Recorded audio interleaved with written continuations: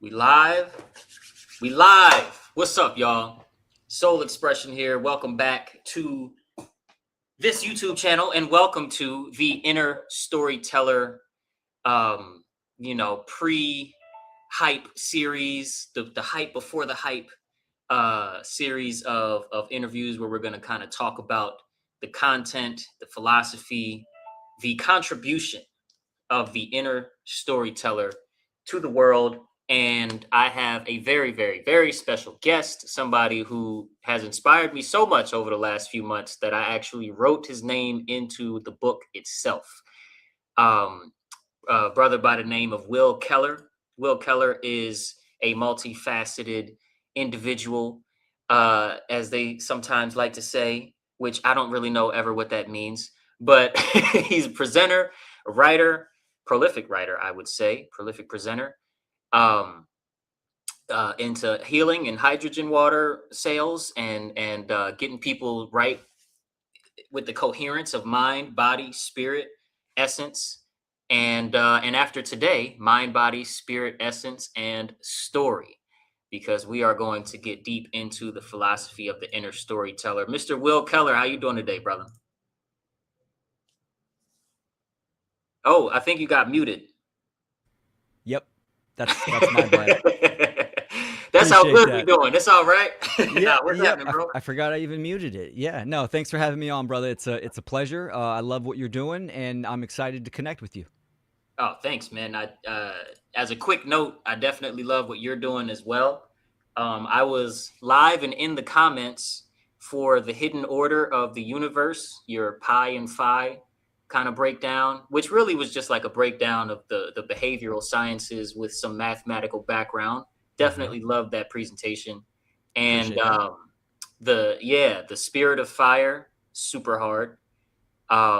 And then I caught the replay of the season of sacrifice, right? Excellent. And the replay of the where you were in person in a different country, blueprint, the blueprint video.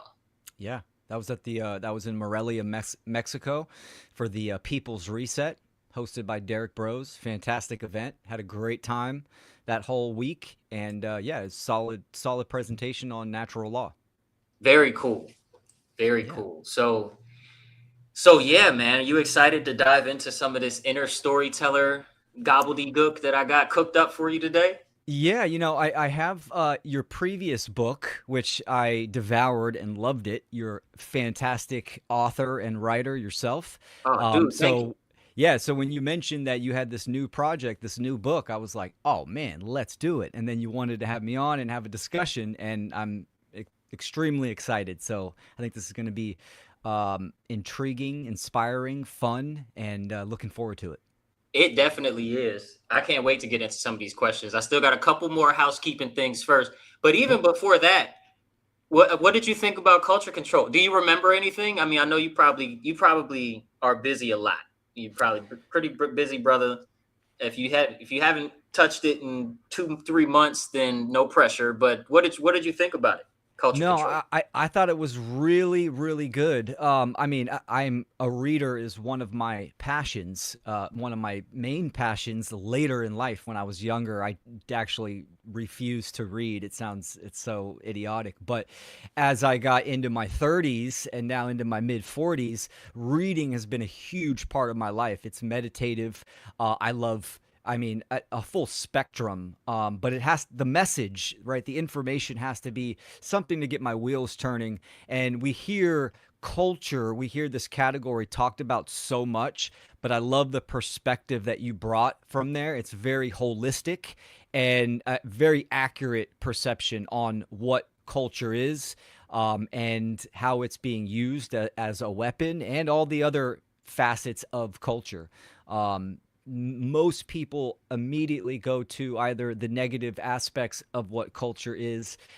For me personally, it's definitely a neutral, inherent uh, relationship that we are all going to have, but it's the condition and the essence of that relationship that I think is important. And I highly recommend people check that out. It's an easy read, and I mean that as in it flows really well. And that's great. Word. Thank you. I spent the most time on the historical aspects of that book, because the philosophy aspects just downloaded through me, not even to me, downloaded to the page through these fingers.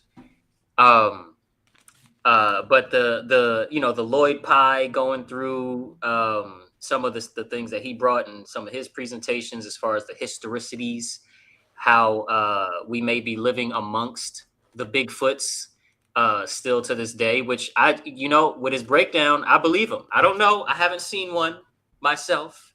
Wasn't there. I wasn't in the boardroom when they chose to hide this information, if they did, but I definitely think that what he said makes sense. I think the footprints and stuff make sense. So I'm like, okay, it is what it is. Um, Absolutely. Lloyd but Pye's got some fantastic work. hmm, And just a shout out. I oh, boom, keep that boom. up He's in got the culture studio control. He's not for faking it, active. people. He's not faking it. There's my bookmark right there. Look, So it's great, man. Well nah, done. for sure. I'm excited for the inner storyteller. And on that point, this book um, has a lot less academic historicity.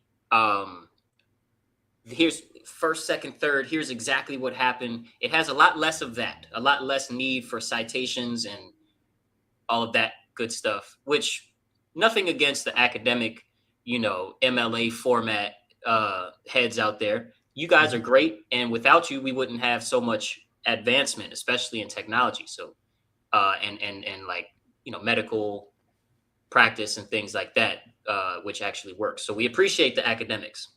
But I approached this book from what I would call an ontological standpoint.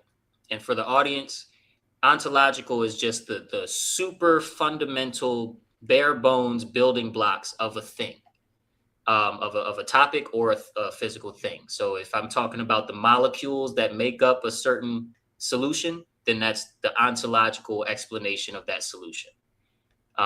If you have to put this molecule with this molecule at this ratio, that's like an ontological look. Or for a concept like the inner storyteller, which is not a new concept, but it may be a new framework coming through me for this concept. I talk about exactly how the mind is both targeted and designed to align itself with their agenda. Okay, we are kind of biologically set up in such a way that if an evil group 50,000 years ago, a small group of people that were very um, sensitive and observant to how we interact and how intelligent beings interact with one another, if 20,000, 50,000 years ago, this small group of people decided to start practicing how to manipulate people to do certain behaviors again and again in their favor and in those people's that's doing the actions detriment, then 50 years later from then, we may end up at a situation that we are now. So this is culture control kind of prelogue, the building blocks of how culture is controlled from the inside out, and then put into book form that advances one's understanding of what the information in culture control itself, if that makes Fan- any sense. yes, fantastic, man. That's awesome. So there's 10 parts to it, and the first part one, is called the contradiction. Basically, I open this work by looking at a contradiction in the Abrahamic texts, and specifically the Bible, because I'm most familiar with it, not because the Bible is uniquely flawed or anything like that. But there's a contradiction that I think a lot of people can feel, even if they haven't put it into any words yet.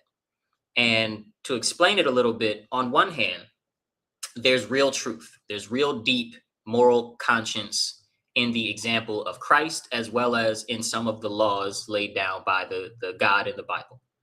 On the other hand, aside from the real living truth in some of the text, in a lot of the text, I'll even say, there are religious systems and frameworks for what cherry picked parts of the text may mean, built around said truth, which are designed to train fear, obedience, um, the hierarchy thought process, right, where you're automatically thinking in terms of who's the boss instead of freedom, and instead of being present in the now, what's going on, being observant, and then moving from the truth of what is.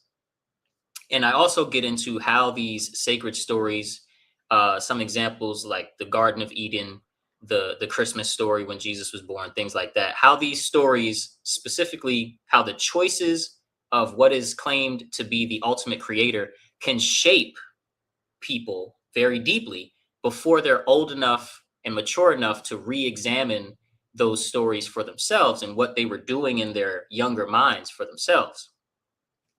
And so you haven't read this material yet, but you did see me do the audiobook, the video series version of part one. And so my question.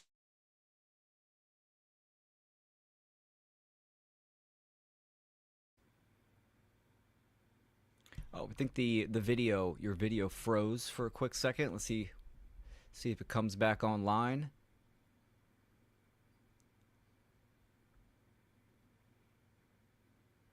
People in the chat, thanks for joining. Let me know if the whole stream froze or if it was just Soul's camera.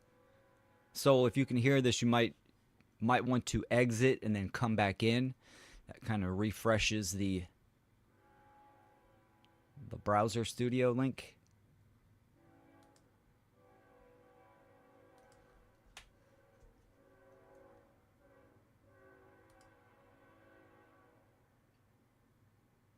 There we go. All right, give us a few minutes. Soul will come back in. Yep, he said his laptop restarted for a quick second.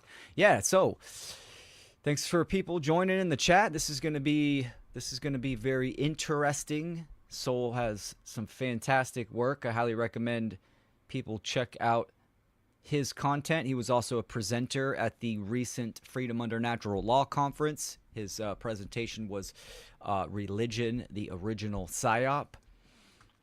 Really good visuals and editing on that video. So that was great. I think he did a really good job. What's up, Nick? Good seeing you, brother.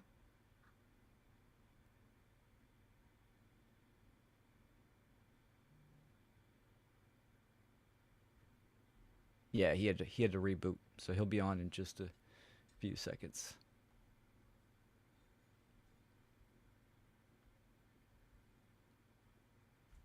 Okay. Yeah, Inner Storyteller. I don't know if anybody's noticed, but I am wearing my Final Fantasy shirt. That's right. Let's go ahead and that's the original.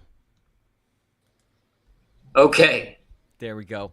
Back. All right, we're back. I'm going to remove the the background because I think that's just consuming too many computer resources. Cool. for sucking up some my bandwidth. little laptop. Yeah, no worries. For sure. Thank you. Okay. We back, everybody. I hope we back. Let me make sure I'm streaming to my channel. Yes, I am. Okay. Cool. Excellent. We are back. So my actual question is, how can a story or a tradition contain real truth, but still shape people in ways that may not lead them toward freedom, which is supposed to be hand in hand with truth? Yeah, great question. Story in itself is, as we're going to kind of probably explain throughout this whole episode on the power, the empowering of story, it will always exist as long as humans draw breath, for sure. This is part of the innate capability of humans for us to observe and communicate with each other and explain things. So story. Your question was, how can it be utilized to achieve freedom or to move towards freedom? how can a story like contain truth but still lead people, be used by culture, if you will, or used Sure. by the powers that be to steer people away from truth or to steer people away from freedom?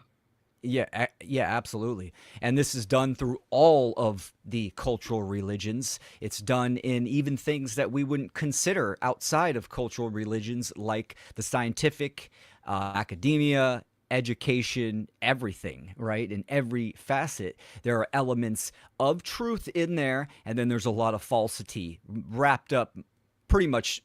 You look at it as almost an 80-20 or a 90-10. 90 being falsity and deception and misdirection, and the 90% being the misdirection and the 10% being the truth, right? That core. This is what a truth seeker is all about. This is what intended for someone to actually apply that logic and intuition and reason to discover that essence of truth. First and foremost, truth is eternal and it's objective and universal. So it is timeless, right? And in the cultural religions specifically, this is one of the main reasons why these traditions have been relevant or popular for so long, is because of the core essence of truth, which resonates within people. Now, the majority of people might not know that, or what that core truth is. Something just resonates with them and they can relate to it, because it's not if you can't relate to it and if it's not applicable in life, then it's not part of truth. This is the whole one of the main utilities of truth itself. Now, I mean, we can even expand this outside of religion and looking at, just human relations and, how society operates. We can have systems like government, right, where there is a core aspect of truth there, meaning that, yes, human beings are going to come together to create systems. Certain aspects of those systems might work and they might be moral, right? But then, of course, the whole foundation and that 90% of misdirection and immorality and criminality is wrapped up within Yeah, that body of yeah, information. So yeah, it's, if I had to sum it up, it's 100% misdirection. It's you're pointing to a general direction or an orientation that we want to go, but the means to the ends is absolutely obfuscated, and a lot of harm can be incorporated in there. And not to mention a lot of wasted time. Just think mm, about how many lives and generations, through the epochs have been wasted or been applied to the condition of slavery throughout the millennia, right? So yeah, it has a lot of traps and snares, and it is one of the main tool that the social engineers utilize, for sure. absolutely. And within this tool of story, we have something that I explore in great depth in part two of the inner storyteller, which is controlled opposition. And what I call subconscious controlled opposition as Mm. two separate super powerful weapons. So there's controlled opposition, which is the exoteric, and then the subconscious controlled opposition, which is actually performed by us regular people, not me and Will, but us regular people on our level of influence and power and financial standing and whatnot. Uh, we do the subconscious controlled opposition. And actually, before I read my little prompting question, there was an analogy that popped up from what you were just saying of somebody giving someone that's hungry a bunch of seeds and saying, "Go plant these seeds, or go spread these seeds, spread them out." And basically, this guy lives in a winter wasteland, and Hmm. so it's like, I'll give you something that's aligned with truth and rhetoric. I'm giving you seeds so you can feed your family for the rest of eternity. But I'm not acknowledging your environment. I'm not acknowledging your everyday, what you kind of go through. I'm not acknowledging the difference in knowledge that I may have versus what you may have, and what you may have versus what I may have, what you're ready for if I hand you a bunch of seeds. But government, will come, hi, I'm the government and I'm here to help, and they'll do something analogous like that. And sometimes it'll fall under this category of controlled opposition. So here's what I got for you. From there, in part two, I widened the lens a lot. I moved from religion into modern society and talk about controlled opposition. And what I mean is that people are often given fake forms of resistance to harmful agendas to rely on that feel real, but still keep them inside the same systems doing the harm. And I write about how Donald Trump is a perfect recent example of this concept as a whole. And I also make the point that history, the whole study of history, cannot be understood by facts and events alone. You cannot amass the perfect data set of dates, times, and events and incidents and really understand history. We have to look at moral causality when we're looking at history. We cannot ignore consequence built into the ontology of the universe in observation of history. Plus, we just don't know how many small, teeny lies are put into whatever the source is for said history. So the question boils down to, for people who are new to these ideas, like controlled opposition, subconscious controlled opposition, etc., how would you explain controlled opposition to everyday people of today? Yeah, great question. And I do love that analogy that you talked about with the food. Really good. So, yeah, controlled opposition, and pretty much your synopsis of direct controlled opposition, and then the subconscious opposition. I agree with that 100%. And in fact, most people, when they talk about controlled opposition, they are meaning direct opposition, meaning like agents of the state or some form of conscience coherence of intervention that people are doing. When the most prevalent and the most common of the subconscious or unconscious controlled opposition is simply individuals' level of awareness that they act upon that is in opposition to truth, nature, and morality itself, right? So they are contributing to the system of control and slavery through osmosis, through their level of awareness, what they believe and how they think the world operates. So controlled opposition absolutely can be direct intervention, or it can be just through the lack of awareness individuals or a group of individuals have, where they think they are doing something, but they are actually the cause and effect factor is causing harm, or it is adding to something that they say they are not doing. Right. A lot of, the alternative media kind of most recently coined the alternative mainstream media, right? It's like they think they are helping out. They are very much unconscious or subconscious controlled opposition because they are not speaking about the causal factors that generate a certain condition, like the human condition of slavery, or how to generate freedom, right? They're not talking about those causal factors. They are focused on the effects. And because they are doing that as their medium, their main means of operation, right? They are controlled opposition, 100%, right? So through the We, influence, yeah, we are. Mm-hmm. yes, exactly, 100%. Through the influence or the social engineers influencing individuals, and this can be done through generational mind control, how people are raised from the family dynamic, that level of awareness, that worldview is either going to contribute to ending human slavery or it's going to advance it.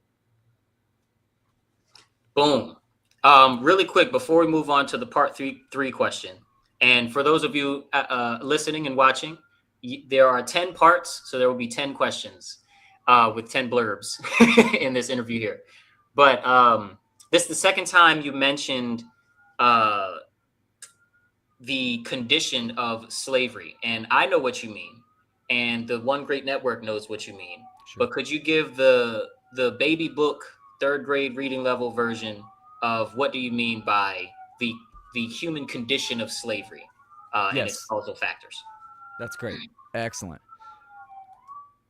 There we go. So first, let's define what slavery is. Simply slavery, and in all of its gradients, through overt chattel slavery to mind control to covert slavery, it simply is a claim of ownership upon an individual or others themselves, right? So having that definition is critical.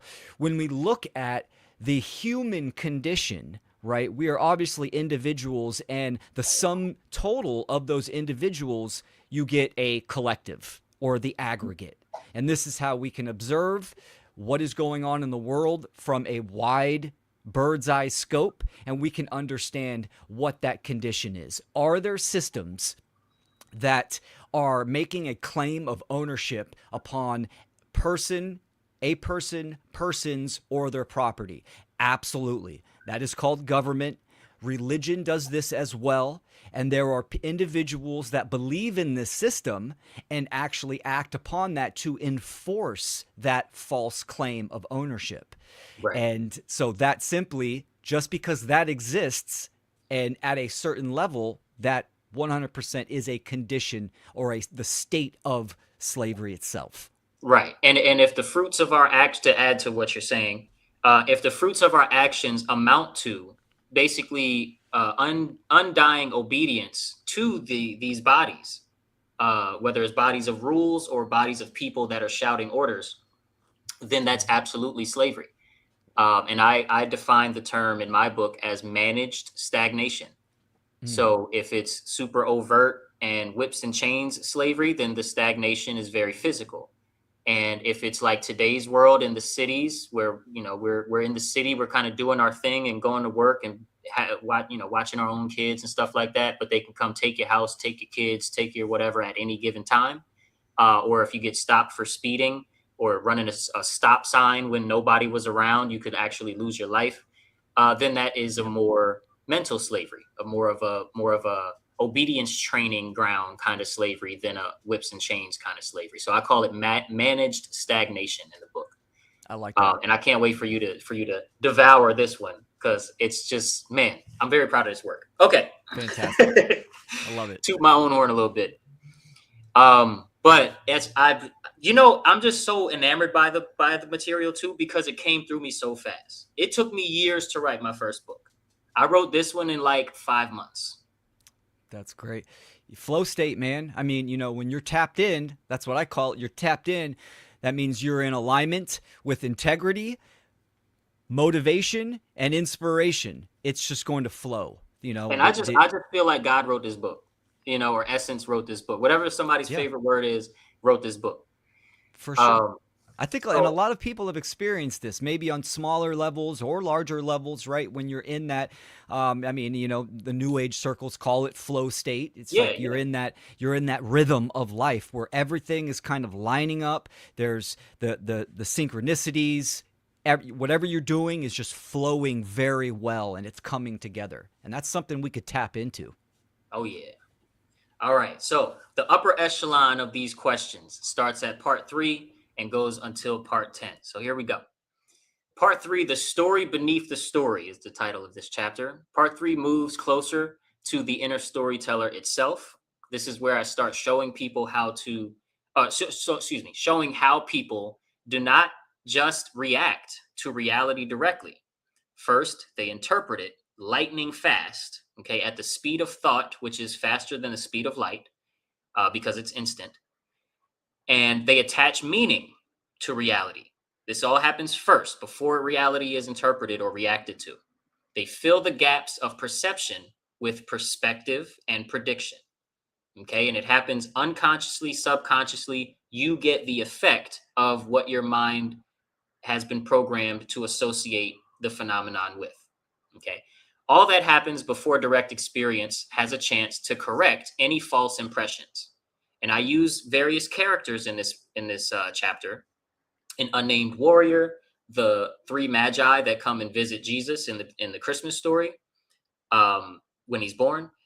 These three creations called Trey, Will, and Sage, which represent tradition, free will, and wisdom, to demonstrate the notion that there are infinite paths that sometimes lead to the same summit, but often one correct orientation being up the mountain. There are many different paths that could lead to the summit. And tradition may say there's one path. Wisdom may say there's infinite paths. Both of those can be taken to their extremes. And free will, of course, gives you the ability and capacity to find your happy medium in that. So the question amounts to: at what point do stories and repeated impressions start shaping the way a person sees both truth and even themselves? I love this whole where we're going with this, right? And when you cut out, I was showing people that I wore my Final Fantasy shirt, right? The Yeah. original NES. But why I bring this up, it resonates with this question as well, is because RPGs, that category of games, had such a huge impact in my childhood. And it relates to the inner storyteller, to natural law, to all these mythos and stories across many traditions.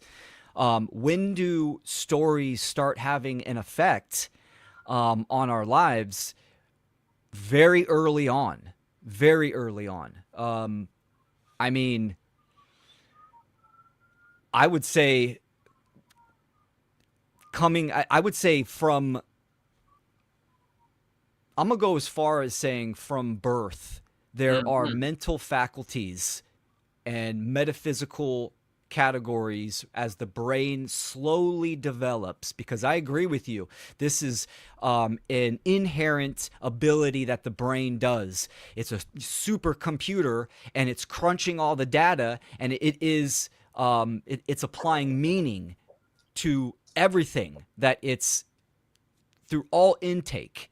Now, the questioning that meaning and what this possibly means is very important, and this is where we kind of go into more of a spiritual and more adept functioning of a human being itself. But I would say the effect of that happens very young on different levels. I would definitely say it is a gradient. All you have to do is observe a young child, right? Even before they can even crawl, they're looking at everything. Everything is very awe-inspiring. Curiosity is one of the things I would say that kind of points to evidence of this, of stories, right? We are naturally curious. And of course, the later of the formative years, and then coming into even the coming of age or adolescence, right? The stories are already developing in one's own mind. I mean, imaginative worlds and friends as young kids, this is what is happening, right? We are developing Absolutely. stories, and the stories are pulling these meanings and these characters into our own personal story arc, even though it's very early on, but still it is there. So, Oh, yeah. yeah, man, I very early on, I would say. Very good answer. And yeah, you mentioned at the beginning of your answer that the inner storytelling is a natural, inherent thing that the brain does. Hmm. I would widen that lens a little bit and say, I think it's something that the spirit does. And even beyond what I would say the soul, I would say the actual eternal aspect of the living individual or growing consciousness that is behind the I am that I know, right? The I am that I don't know because it's unknowable, I believe, has direct contact with the inner storyteller. Totally It's a agree with little, that. yeah, yeah, yeah. So Yeah, it's a yeah, little absolutely. I out would I there. would change my wordage and align with that 100%. The brain is just a hardware, almost a vehicle for the spirit, for the soul to interface through itself. So Right. Well, it's yes. in the world of effects, right? Yeah. The physical brain is in the world of effects. So boom. Yep. So part four, I get into a real life example of sorts. Part four is called Candace Owens. We talked about some of the independent media or the journalism in the podcasting world. I am both a natural law connoisseur and a Candace Owens huge fan. And I'm Okay. proud of that. And I don't hide it from the natural law community, and I don't hide it from my Democrat friends. I'm black in America, so I got a bunch of them. Because to me, whether what she says about specific topics aligns with how somebody thinks or whatever, Candace, not mainly as a political figure, but is an example of what it looks like when someone learns how to say no to power structures with real cost to their life, to their livelihood, to their safety, to their family's well being, to say no to power in a very real and very consistent way. And for those out there that may be like me, who have been keeping up with her for a while, but also maybe familiar and getting your grammar up in the natural law world for a while, we're getting very excited. The further she moves away from politics, the further she moves away from, let's say, the way that her younger self used religion, the happier we get, because we're like, you are right there, Candace. You right there, and we fucks with you. So anyway, I'm gonna get to my question because I like to disclaim when it comes to Candace because she's such a polarizing figure. Mm-hmm. But I fucks with her, and I like watching how, like right now, as the biggest podcaster in the world and one of the biggest in world history, she's like, yeah, nah, I'm so done with politics. I'm not left or right.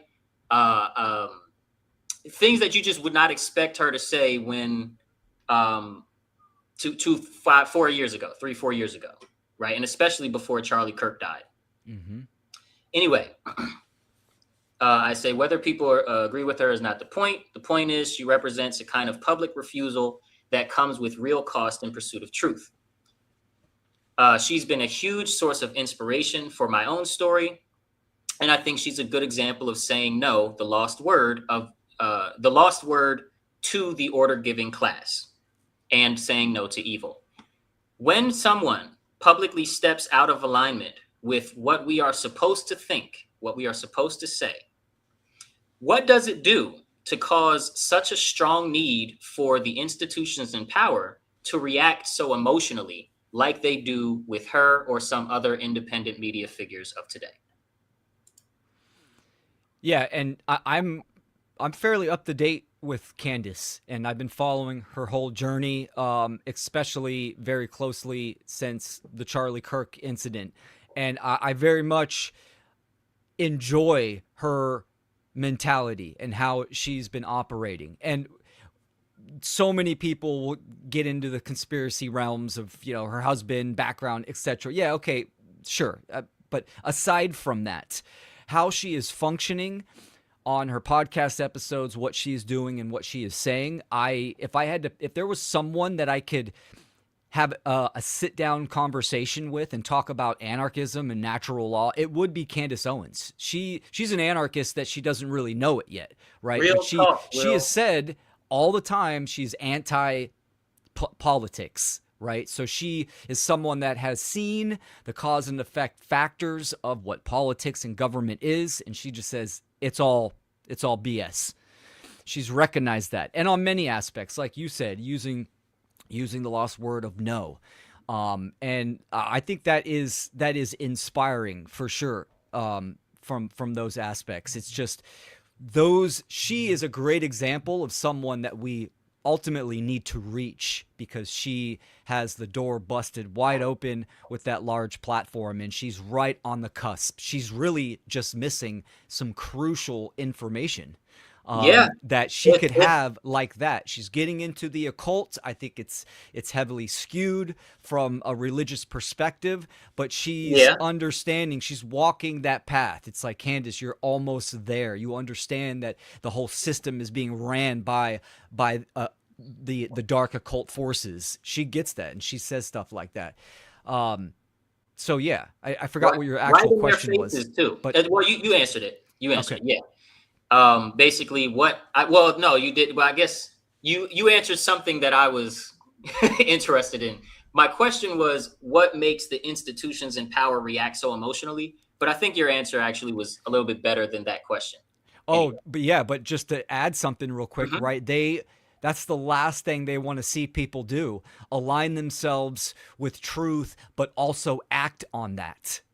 Hmm. And that's why Because no is the lost word and it is the phrase of ultimate power. When you can tell a control system no, despite of any fear. I mean, that's what true courage is, right? Doing something in spite of fear. The threat still yeah. remains, but you're doing it anyways because it's the right thing to do.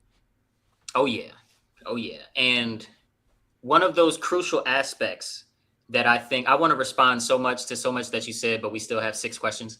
Um, one of those aspects that I believe she would dive straight into if she got the grammar to dive into it is the religion of monetary value. And I break down my beef with money and money systems into this broad concept that I call the religion of monetary value. And I don't call it the religion of money because I don't have a beef with general accounting or keeping track of either what you've done or what you've given somebody. If the express intention was to get something in return and you were both okay with that, I don't think there's anything wrong with a system of accounting or a system meant to document fair dealings between human beings. I think that's fine. I don't think it's necessary for the work and knowledge to be gained and done, but I do think it's completely fine and within the moral, you can do it if you want realm of things that we can do. Agreed. Part five is where I talk about money not just as a tool, but as something much deeper in modern life. For many people, money is tied to survival, value, safety, status, and identity. This has never actually been true because it has no value. It cannot actually affect status of anything, and it can't be eaten or used to build houses or any type of survival. It's not connected to survival, and it's not a person. It's not an identity. So I treat it more like a faith system structure than a neutral instrument or a tool for trade. I also talk about how in the agenda of making people addicted to being adherents to the religion of monetary value, and I do mean addicted because we fight against not being an adherent of this religion, right? We fight against it with like we will fight our family members in the human family. So I also talk about how confusion is a part of the trap, not just fear of loss or envy of someone else's stuff. The money system is confusing due to it being based on completely nonsensical monetary value idea. So my question is, and you haven't read the material, so it's all good, but you know what I'm saying? My question is, how do you see money shaping people and what happens to a person when survival is tied to the participation in a system they know is not right?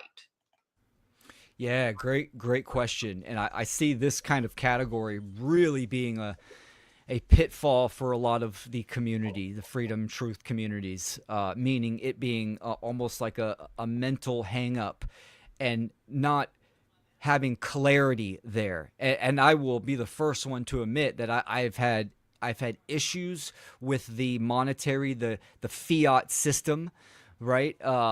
And that's something that I've actively and have worked on in the past itself, right? I mean, sure, it is being used, and there's many distinctions. I totally agree with you, right? In a mode of exchange of energy exchange, absolutely, that's always going to be existing there.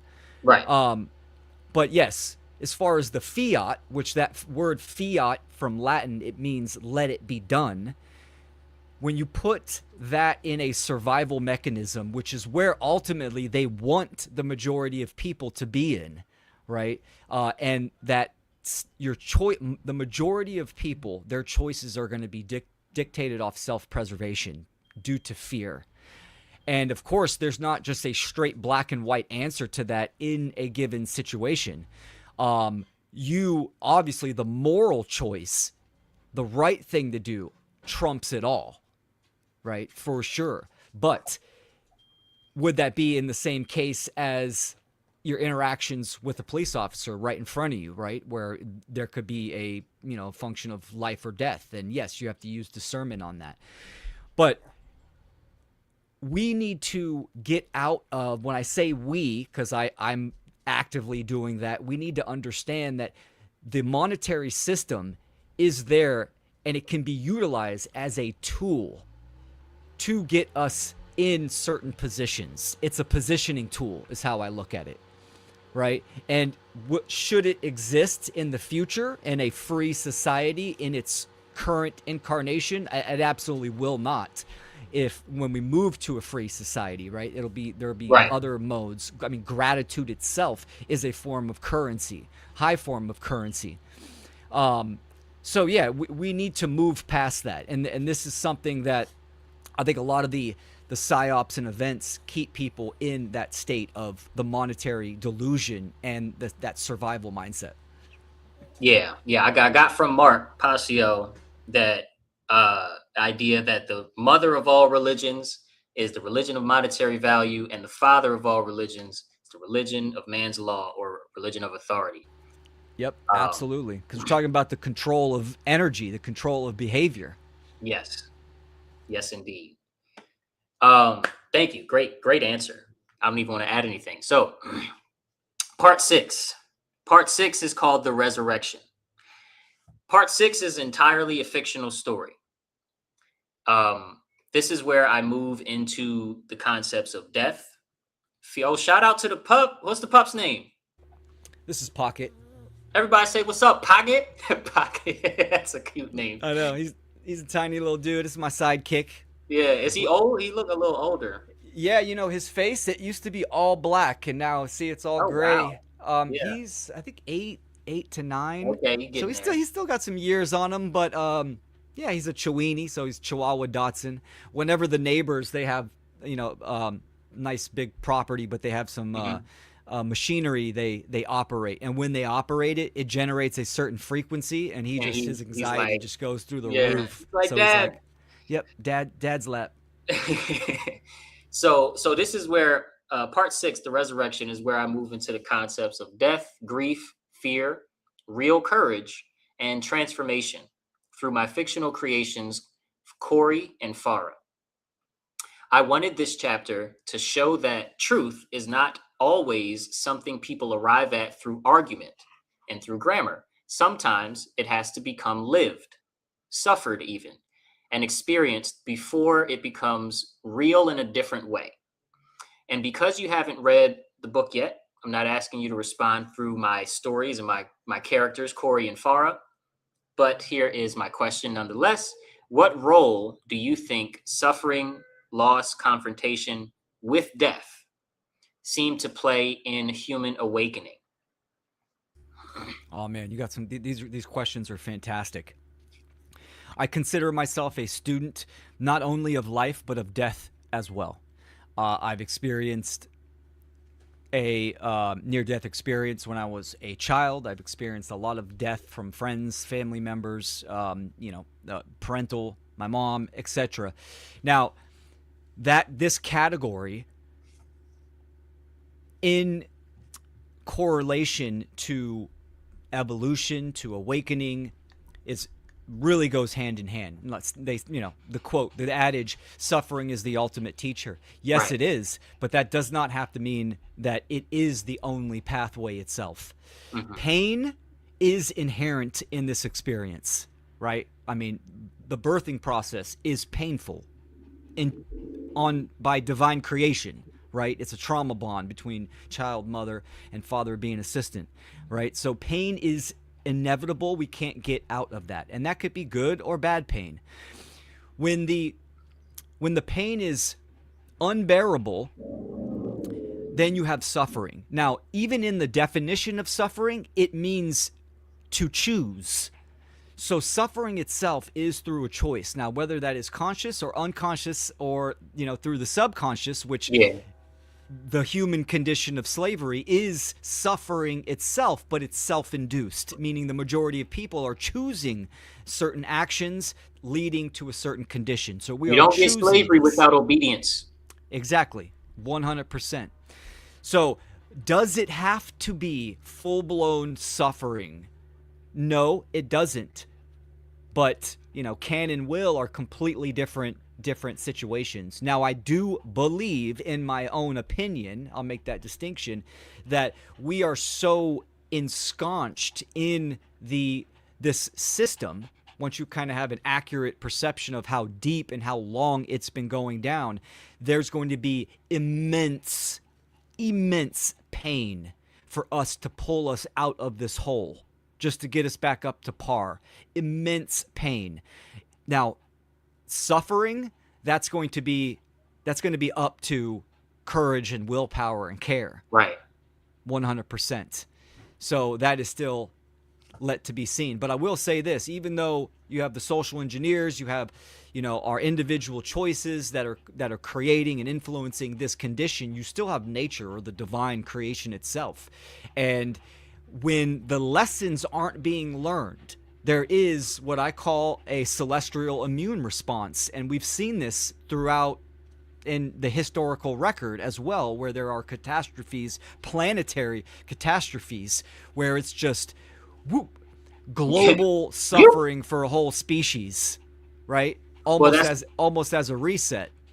that's what a lot of the historians that go super deep, they all say something. They have differences in opinion on when the last one was, but pretty much all of them say that human beings have seen at least two Yeah. worldwide planetary catastrophes that took everybody out.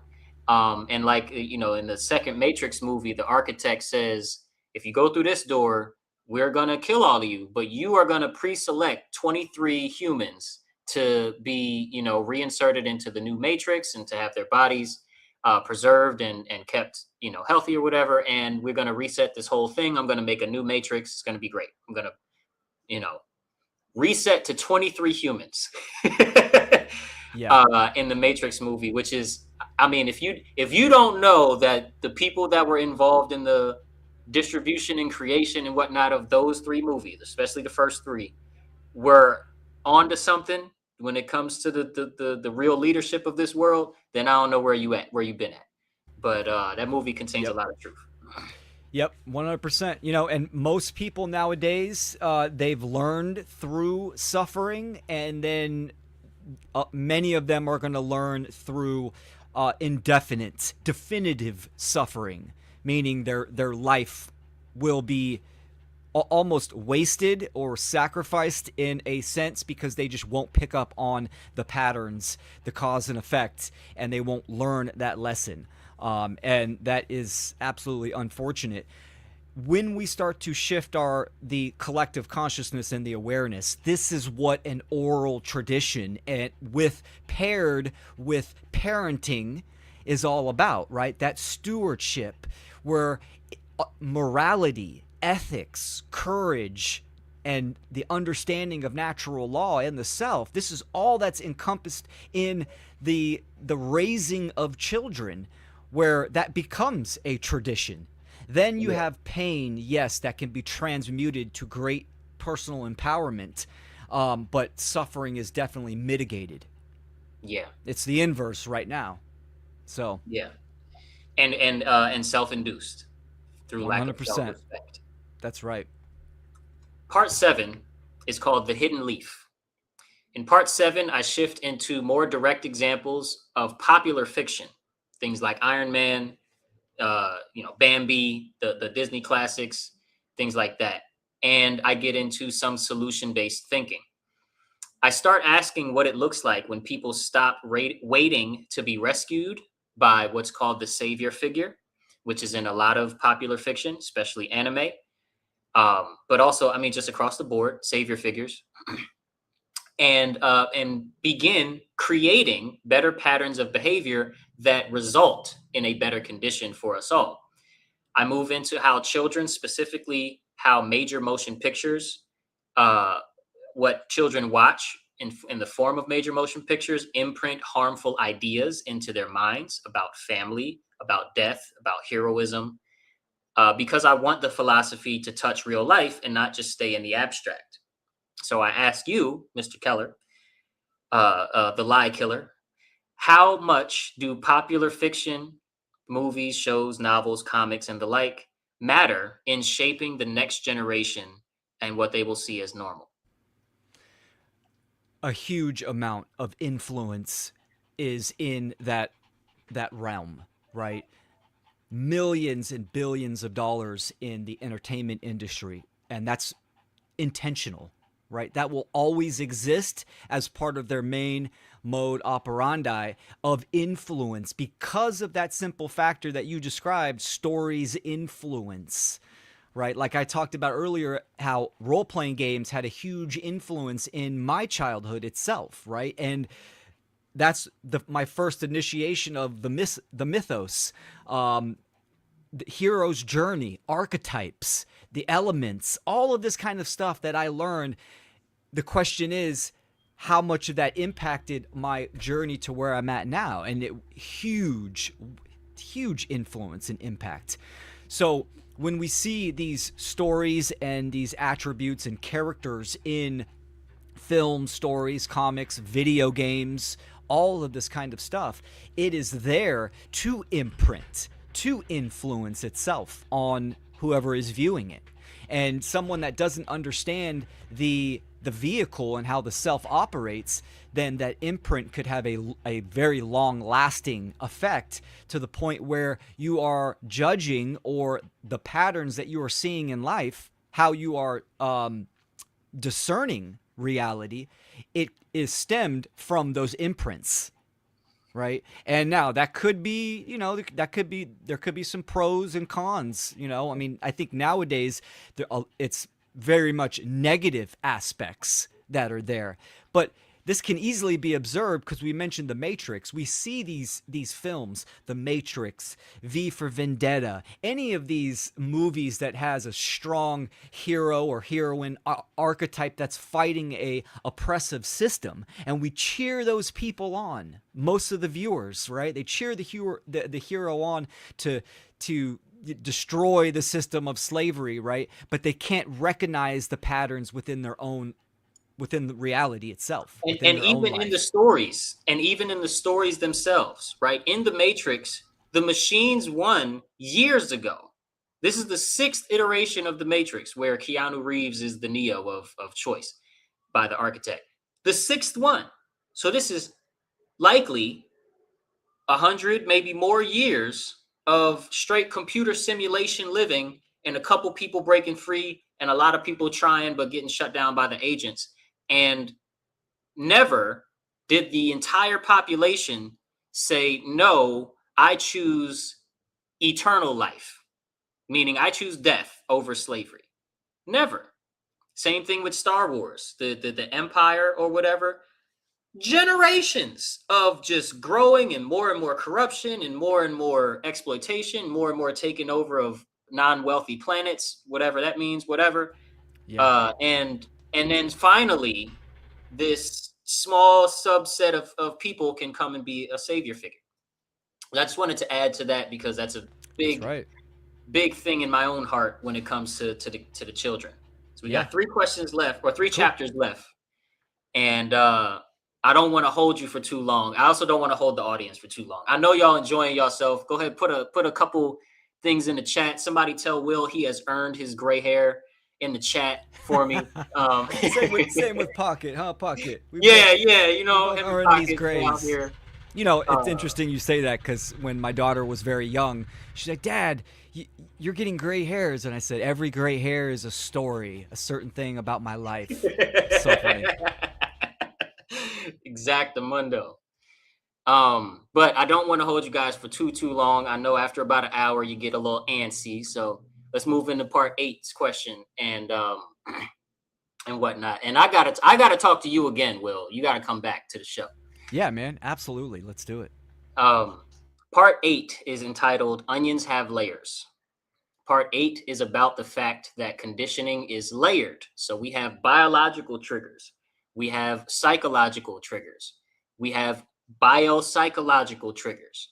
And then on the super duper sub, levels, when it comes to weather manipulation and certain technological ways that they get at us, we have electromagnetic layers that can be influenced, that touch our behavioral patterns. We have a whole bunch of stuff. All of it comes down to what stories we associate with phenomenon. It is not usually one lie or one institution or one set of families or one trauma that contributes to our condition, to the condition of the human family right now. It's layer on top of layer on top of layer. We have language, symbols, habits, habitats, emotional associations, posture, culture, fear, repetition, and the like. Over time, all of these things feel natural. They feel like they're a part of nature, and we start to believe that the way that we operate is just the way that it is because God willed it that way. And that's never, ever, ever true. God willed it so that we are programmable and so that we can program the outcome that we see as a family. We are just kept from this knowledge, in my humble opinion. How do you think, or how do you help people understand that conditioning is layered in your work? And what do you think are some of the hardest layers for sincere people to notice within themselves? Yeah, fantastic question, and I agree with it 100%. It is absolutely layered. I would even say that the category of occultism is dissecting these layers, right? The symbolism, correlative thinking, situational awareness, natural law, the principles of nature, and so many people never really question that initial storytelling, those layers from when they were young, right? We see this where it's like, well, you know, my parents did this, so that's why I'm doing this. Like you keep seeing that excuse and, oh, we've always had government or we need some kind of government, right? You see these excuses that clearly show that someone has not even looked with that within their own, line of storytelling or what they believe and why they believe it. So I think some of the probably the most profound aspects is understanding psychology in itself in relation to nature, right? So, I mean, the reason why role-playing games had such a big impact on my life when I'm like, 10, 11, 12 is Yeah. because I would actually go out into the real world, into nature, and had these correlations, something that I saw in a video game and could experience it in reality in itself. And that had a profound effect on me because then naturally I was asking, well, why does it do that? Or why is this like that? That question of why. And that's something that many people don't even get to. Why is the story being told? Why do you have this story, in context of its layers? And that's a state of mind that I think a lot of people even believe they are in, but not necessarily, not even close to it, right? This is Right. directly related to what true open-mindedness is, or high teachability. And many people aren't even in there, even people that consider themselves truth seekers. Yeah. And I've seen this directly to people when I talk about the belief in human authority or government being immoral and how it shouldn't exist, and they say the same phrase. Wow, I never even considered that. That is the type of question where it's like you're not considering, you're not looking at the layers of stories that you're telling yourself, right? So symbolism absolutely is a big one. But just asking that question of Yeah. why these symbols, why this way, why Yeah. this method, why we have this, is now you're actually looking at the story from an aspect of creation, how it was created, its intention, and you're almost moving from you're just reading what someone is giving you to now you are creating your choose your own adventure, to use an Yeah. analogy. Okay. Yeah. So Yeah. Do you throw away the apple or do you eat it and say thank you?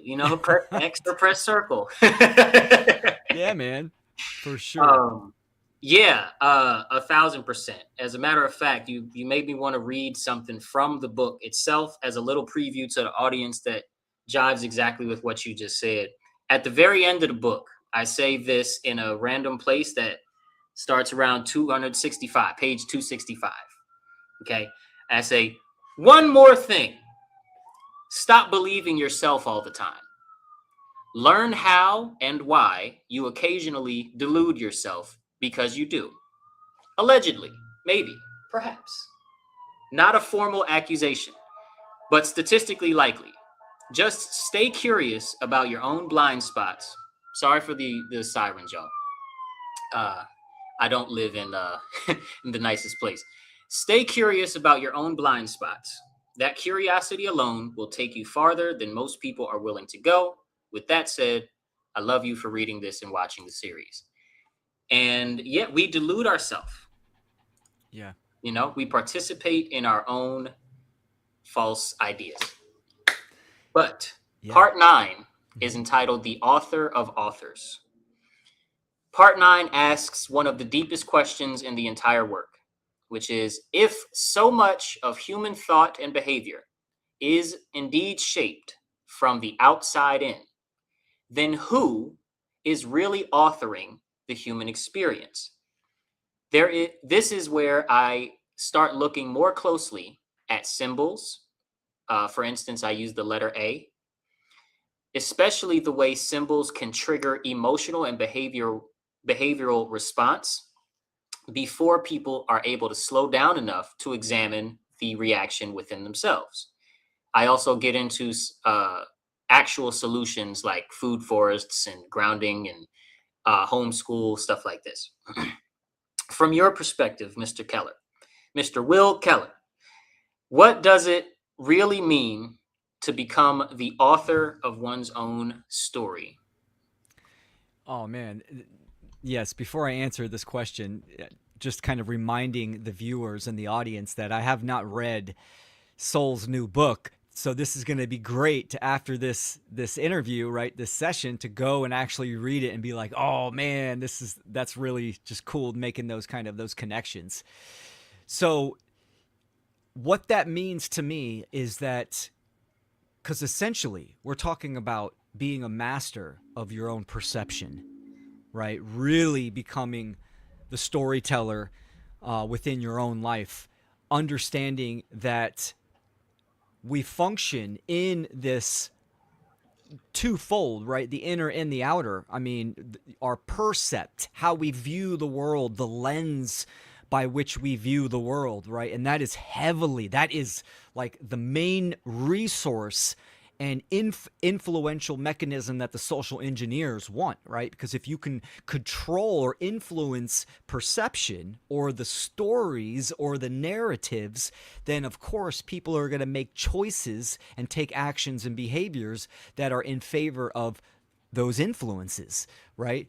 So understanding that we need to master or be on that path of undoubtedly being in control of our own narrative, our own stories, our own perception, understanding that our aperture matters. Aperture from like a camera analogy, you have the camera, you from the inside of the camera, it is taking a picture or a snapshot of the external world. But when you raise or lower your aperture, that dictates on how much light comes in. And therefore, the image that you're taking is either going to have a certain clarity or a certain distortion to it.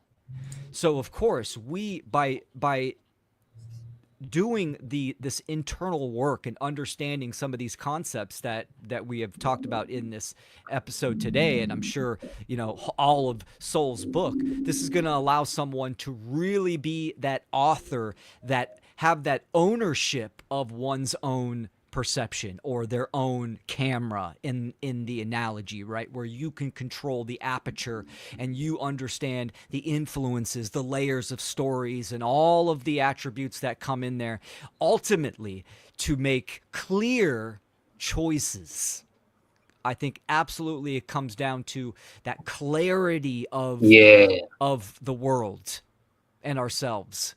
And ourselves. Yep. And Yep. of the world and ourselves. And I always bring it back to and us and we and what we're doing and ourselves, because I'm like, I'm so clear, right, on the fact that without our collective obedience, without the ability for them to point at one of us and say, stop him from resisting, go stop that group from resisting, go shoot that house up and bomb that house, because that house is, well, they wouldn't say resisting, they would say a threat to national security or whatever, go do that.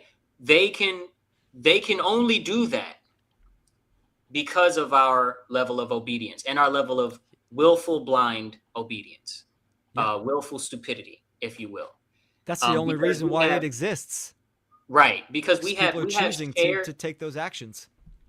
absolutely, and incentive, and we have shared objectives as a human family, right? We have well documented shared objectives to share food better and to share building techniques better and to be there for each other in a better way, outside of culturally commingling and intermarrying and stuff like that. We just have shared objectives, shared obligations, even on the moral side of things.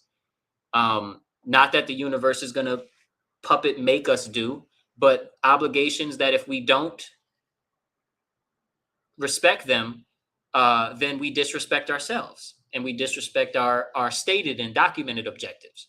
So in that, we have to move away from the realm of effects and the plane of effects into the plane of causality. And being the author, in my view, is causing the effect instead of reacting to the result. And then we Yeah. have part 10. Hmm. I said a lot. Did you want to respond to that real quick before I move on? No, that was fantastic. I just kind of wanted to concur with you, right? I mean, even looking at the word universe, that one song, that one story, and we are the co-creators of this story. And like Nick put down in the chat, stewards of story. Oh yeah. Oh yeah. Um, oh, I don't see the chat, do I? Oh yeah, I do. Nick Hans. Oh, what's up, y'all? What's going on? I didn't even know y'all was here. I couldn't see the comments the entire time. Part 10. Part 10 is entitled The Final Battle.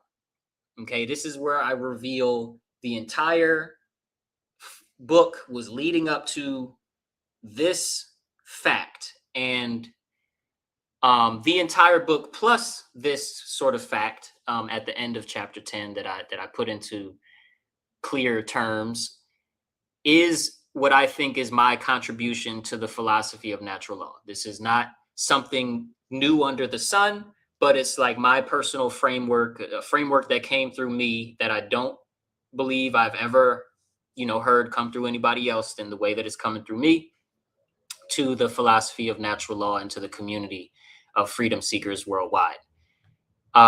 So the whole book the whole work builds toward this idea that the deeper battle is not just out there, it's also in here, and first in here.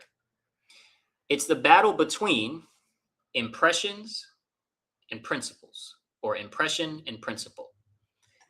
By impression, what I mean is what gets pressed into our psyche and our, bodily, like held bodily memory, as well as our emotional memory and whatnot. What gets pressed into us quickly, emotionally, socially, and repeatedly, what's reinforced, right? These are impressions that we carry, that we hold, and that program the inner storyteller that then programs our output or our behavior in accordance with these impressions. And by principle, what I mean is what is actually true even when it is harder, quieter, more subtle, and more costly to act on and live by.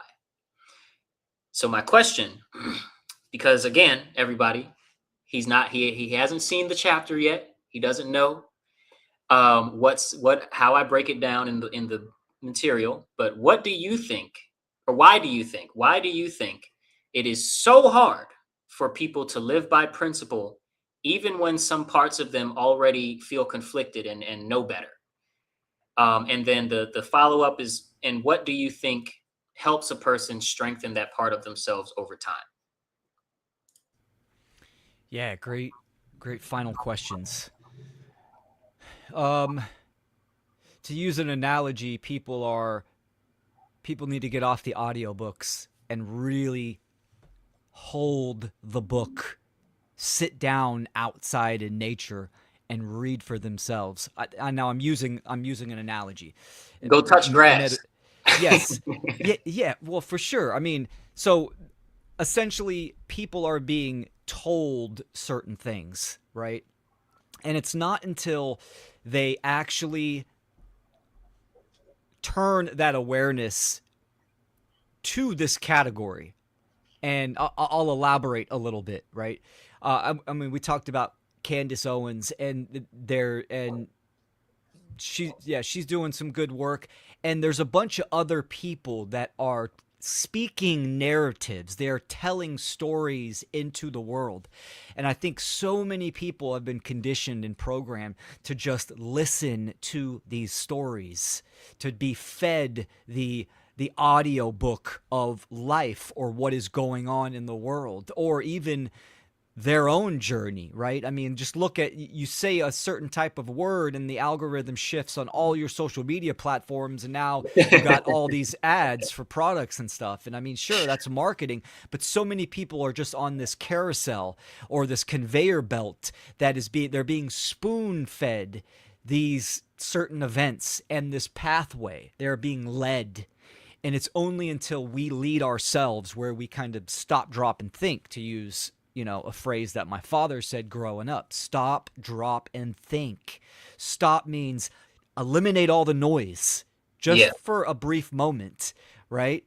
Drop, ground yourself, and then think. Think about what you're actually doing. Think about the stories or the narratives that you hold or that you were being fed, or the stories you want to tell. And that's obviously where the principles come in, right? These are the Yeah. stories that we want to tell about our own lives, and co-create the story of life itself from the authorship of first principles, moral principles. And Yeah. people just don't consider that philosophical or that moral or metaphysical level, that chapter of the story, right? They just want the cliff notes. They want to chat GPT what the book summary.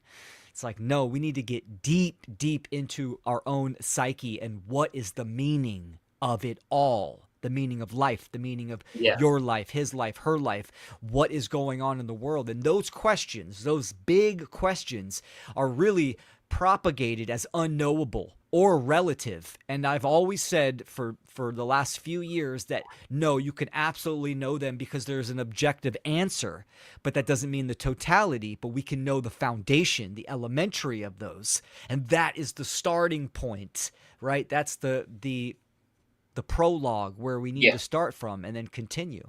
And it's just that care and willpower of asking those big questions. I think people are just either scared or intimidated or just downright absolutely just NPC, to use another role playing game. Yeah. Yeah. Um, I completely agree with everything you just said there, most definitely. And that's where the pain and suffering comes in, Yeah. right? If you don't do that, then be prepared for suffering within your life, within not only the individual life, but obviously the collective human family. That suffering is definitely going to come in because it's a choice of repeating pain, or Yeah. we can transmute the pain itself and learn those lessons. What's Break in that your hand? cycle. Oh, it's A feather. Okay, feather. a hawk feather. Yeah, I found it. Nice. Yeah, it's It actually a was moving pretty so rare fast. I feather. was like, what the hell is that? I'm sorry. Yeah, are you like swatting a fly? Like, what's going on? Abracadabra. No, Harry Potter phrases. um, I'm completely on board with everything that you said, and the material is awaiting your gaze, good sir. I am so looking forward to our follow up conversation after you've got a chance to review the material. And I'll just tell you, and I'll tell the audience, I do not think this work stops at the book or the video series. I think that this work, as far as my, like I said, my unique framework of the inner storyteller, which talks about something that other researchers and deep thinkers, Carl Jung, this random dude, Robert Scheinfeld, um, Mm, a bunch of people have talked about this machine like extremely fast association mechanism in the psyche, which to them and to me feels deeper than just the subconscious mind, bigger, even more powerful than just the subconscious mind within a single lifetime. Because as I go into in part one, as well as when I revisit it in, I believe, part nine, the inner storyteller is not just something that is acting upon you when you're awake in this life. The inner storyteller is a part of God's creation. Therefore, it's here from the beginning at a collective and at individual levels. And, I don't personify it. I don't say that the inner storyteller is what awakens to truth and starts to change itself. I think it's more of a mechanism kind of thing. So the way that I speak about it and philosophize about it is as a machine that can be rewired and um, reoriented to kick out stories and associations that lead one more to truth than away from truth, mm. and or programmed to make people associate blind obedience with maturity and adherence to certain religions as safety. And that's I think is some of the biggest impressions that we get from the jump is safety means listening to these people, raising my hand, staying in line, wearing the right colors, saying the right ideas, trying to move up the ladder in the right institutions and not creating my own necessarily. The hero is reserved for the exceptional, and I am just the little guy waiting to be saved. All of these things, I think, are not just operating on us in this lifetime. I think these are stories that have been programmed into the collective human inner storyteller over the last few millennia. We can limit it even to like 6 or 7 thousand years. The last 6 or 7 thousand years since Sumer was given all of this technology by these beings from the sky or from another dimension, wherever they came from. They gave them all this technology and all of these things. And now for the last 6, 7 thousand years, we've been running this program of governance. Yep. Of government. Governance is self-governance. Government, mind control, not self-steering, but steering the mind. Mm-hmm. Right? Yes. Gubernare, to steer, to control, to move at your own will, and mentis, the mind. Right? We've been running that story ever since, and I think that is why, a part of the reason why it's so seductive and so like almost automatically run with by the entire human family. Like you said, we need government. Oh, look at human nature. If we don't have a government, then what stops you from stabbing me? How about I don't want to stab nobody? I don't wake up with I'm gonna stab a motherfucker today. That's Yep. Yep. just it's not in my Exactly. heart. And I don't believe it's in yours either. One of the most powerful, I'm gonna shut up after this last point. One of the most powerful books a motherfucker can read, excuse my cussing, is The End of All Evil by Jeremy Locke. In The End of All Evil by Jeremy, it's because of The End of All Evil by Jeremy Locke that I decided to write Culture Control. And it was really this one line. I think it's even toward the beginning of the book, but it might be toward the end. I can't remember. It's been a while. Where he says that you probably would never do some of the things that these really evil people do. And it just put into my mind the reality that I wouldn't. Now would I, let's say, I got a magic wand. Would I probably have a lot of sex or something like that? It depends on what age I am when I get the magic wand. But would I ever, at any time in my life, do some of the war crimes and the rape and the theft and violence that these people do? Never. And I don't think Will would either. I don't think super crazy nice people like Jerry C. Geraldine's. I'm not gonna try to say her last name. I'm gonna say it wrong. Capizuto. Thank you, Capazuto. Would ever do anything evil like that? Do we have vices? Everybody has a vice. Would that get abused a little bit if we had buku money and power out of nowhere? Maybe, perhaps. It's very likely, statistically speaking. We are weak. We're a little weak to those things. But does that automatically translate into all of this mass hatred and all of this mass murder and mass theft? Absolutely not. There's something deeper there that both causes and sustains this behavior. And I think it's older than the whole world being poisoned. I think it's something spiritual, demonic even. So, so that's my kind of introduction into even thinking and writing along these lines. Is the end of all evil reminded me that I'm not pre-programmed with a human nature that's evil bound, and I'm not automatically, if given power, going to do the same things.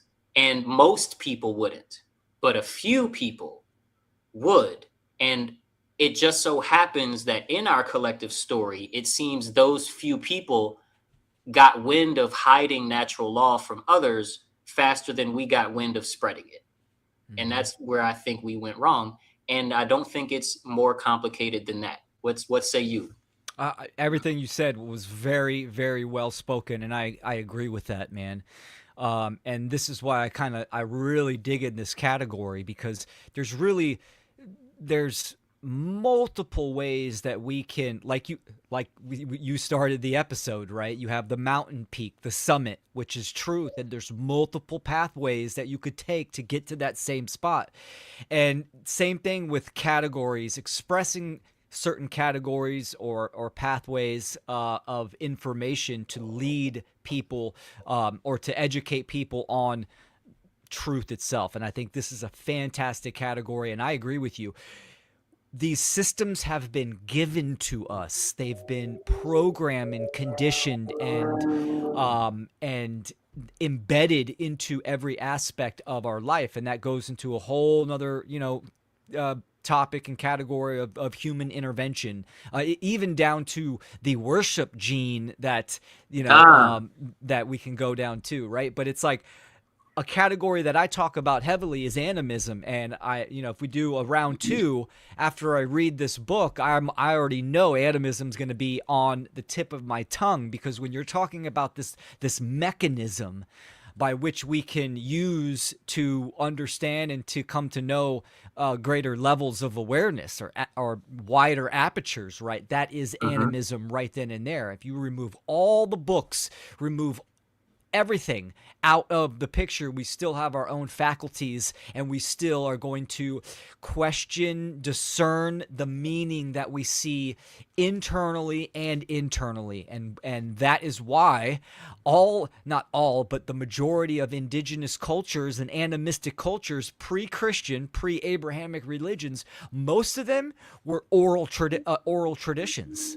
They wouldn't even write it down. They had no need for writing because they spoke everything, and it was through mythos and storytelling and mythology. And that's what mythology is. Myth, stories with logic. You can learn and educate the youth through stories themselves, Right. because truth is encoded within there. So Right. as we talked about early on in this episode, right, that how there's a hint of truth in stories through religion, etc. Those oral traditions had a greater body of truth themselves, and adding deception wasn't even in that forefront. So there's a lot that can be said there through the lens of animism itself. So Absolutely. yeah, And the older ways pretty much boil down to observing or observation, whereas the more modern ways come down to interpretation. Both deal with story. So you observe the story of the tree, you plant the seed, or you observe the tree dropping the seed and you watch it. Maybe you help it a little bit, you give it a little extra water, but maybe you don't, and you observe it and you gain something from the lived experience of observing the truth. Whereas modern, modern approach is more so you get the text and then you get the interpretations through speaking with the priest class of your day and your locale. Um, and I do think there's a lot more to be gained in observation than there is in being given an interpretation. I don't think that the whole story is an observation, just like I don't think the whole story can be an interpretation.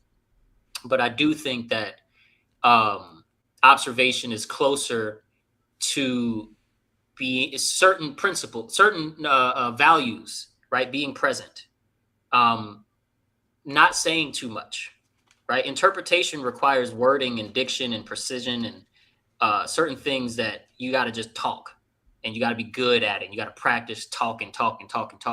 Whereas observation and being present with what is and what was, the result of what was and is now the truth is it cuts deep. It hits different, as my generation would say. It hit different, and I love it. I love this entire yeah. conversation, man. Well, just to add something, just to interject Yeah, real quick before we yeah, wrap it up, absolutely. I would say actually one of the main differing factors from the modern times to pre-Abrahamic, the animist tradition was actually interaction.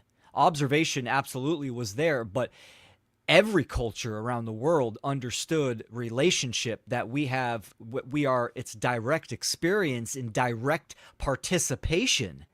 It was one of the main tenets of their whole interaction. That's why, communing with the mountains, the streams, the land, the sky, each other, etc., the animals, all of that was all in their culture and tradition.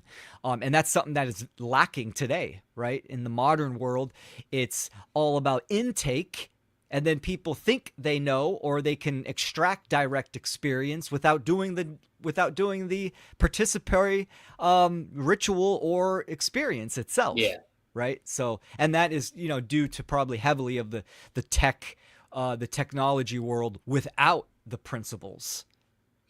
there we go. And a lot of our innovation and advancement and whatnot, if it came with the principles, it's a completely different story. AI included, weather Yeah. manipulation included. There's no rule in nature that says weather manipulation is automatically evil because you're kind of playing with things that are already set to go a certain way. There is a way to do any category of thing, almost any category of thing. Now, not the transgressions, but outside of those transgressions, almost any category of thing, there's a good way, a moral way to do those things, individually or in groups, Mm. Yeah. but with principle.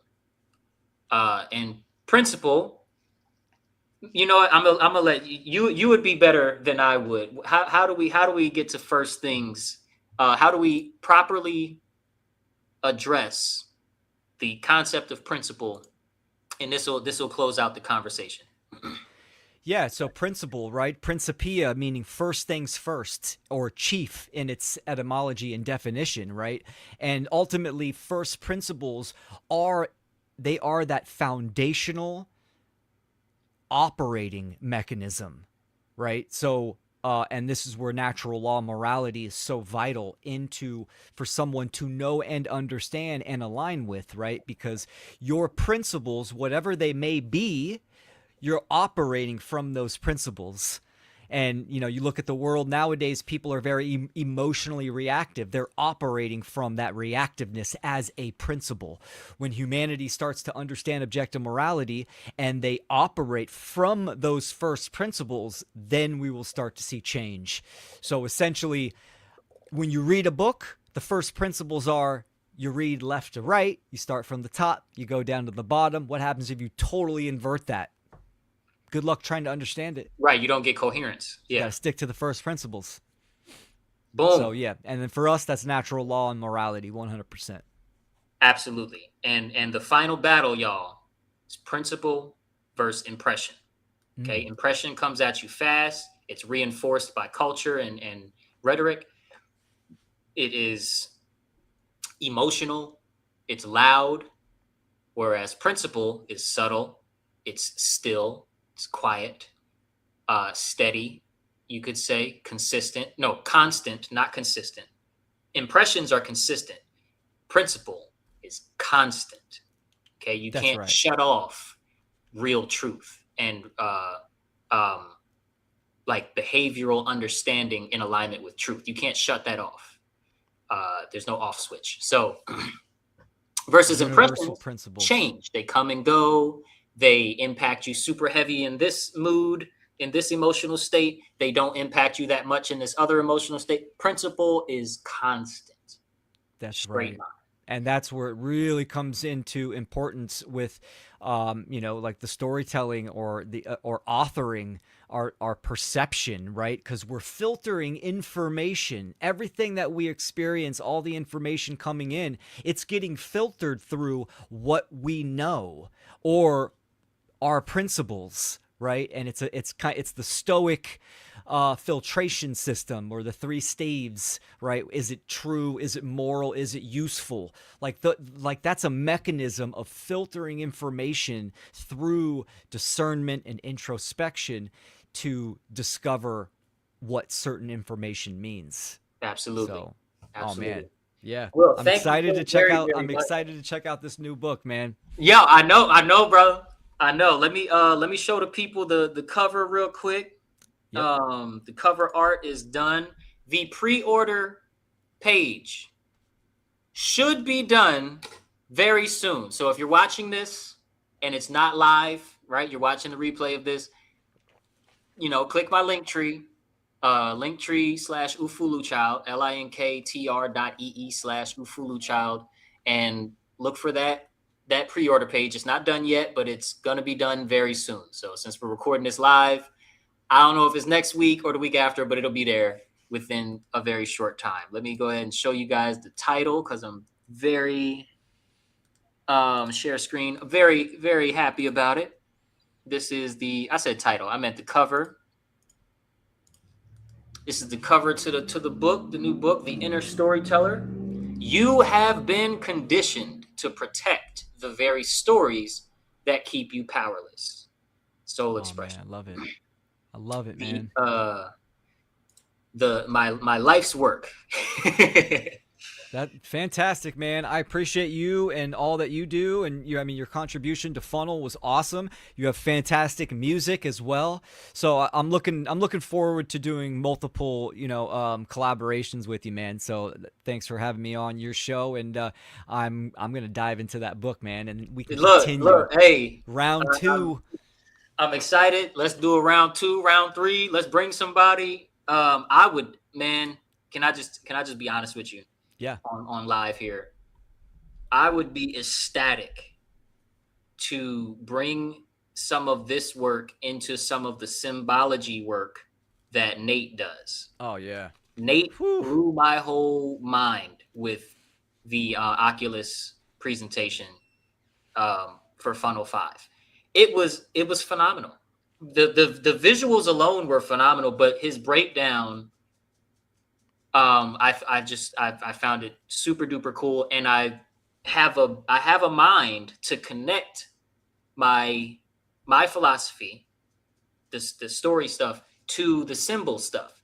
So and then you have such a diction thing, a thing with word choice and looking into words and building concepts on top of each other in a concise way. I would love to come together with you and Nate and talk about, my work if there's ever a lifetime where he reads the book too. Yeah, no, Nate, he's a personal friend of mine. His work is just outstanding. I mean, he's one of a Oh, it's kind. insane. His knowledge, he's extremely adept in multiple categories, and yeah, I would love to. So yeah, man, we'll just stay in communication. I hope the viewers enjoyed this and support you. Go to your website and check out your books. Hell yeah. We'll see y'all in the next one. Peace out. Thanks, y'all.